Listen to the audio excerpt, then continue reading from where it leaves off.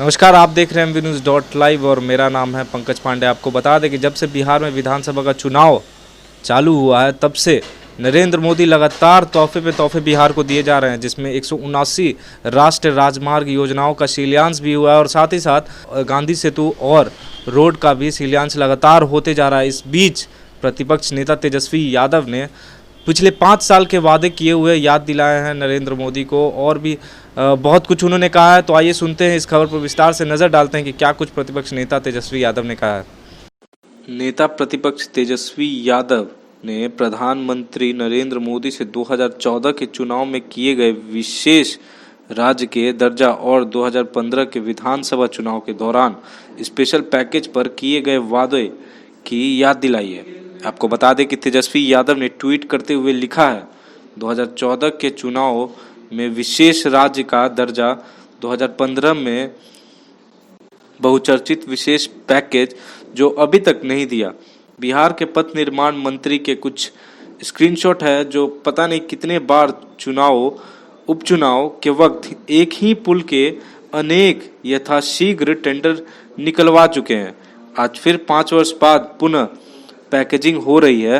बिहार के पथ निर्माण मंत्री नंदकिशोर यादव के पुराने ट्वीट को शेयर करते हुए तेजस्वी यादव ने कहा है कि जिस योजनाओं का ऐलान 1 साल पहले पथ निर्माण मंत्री कर चुके हैं, उसके बाद शिलान्यास कब किया जा रहा है।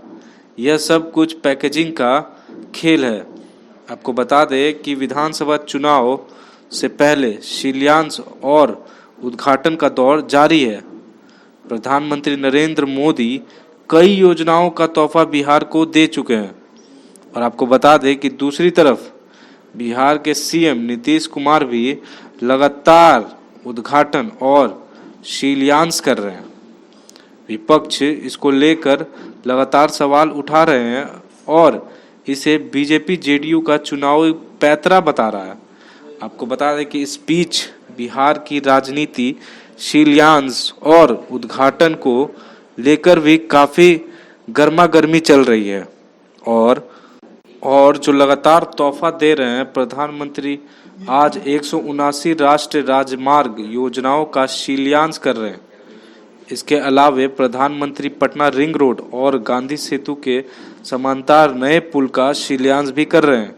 लेकिन इन योजनाओं के शिलान्यास कार्यक्रम के साथ ही नेता प्रतिपक्ष तेजस्वी यादव ने लगातार 5 साल पुराने वादों की याद दिलाते हुए बहुत कुछ कहा। सीधे सीधे नरेंद्र मोदी से सवाल पूछा। तो हमने देखा कि किस तरह से तेजस्वी यादव ने सवाल उठाया और लगातार ये सारे सवाल उठते रहेंगे अभी, क्योंकि बिहार में विधानसभा चुनाव है और ये सारे सवाल अभी तक रुकेंगे नहीं और आगे भी नहीं रुकेंगे। ऐसे और सवाल आपको सुनने को मिलेंगे। ऐसे तमाम खबरों के लिए बने रहिए MVNews.live पर। अगर आपको वीडियो पसंद आता है तो जाते जाते लाइक, शेयर और सब्सक्राइब करना ना भूलें।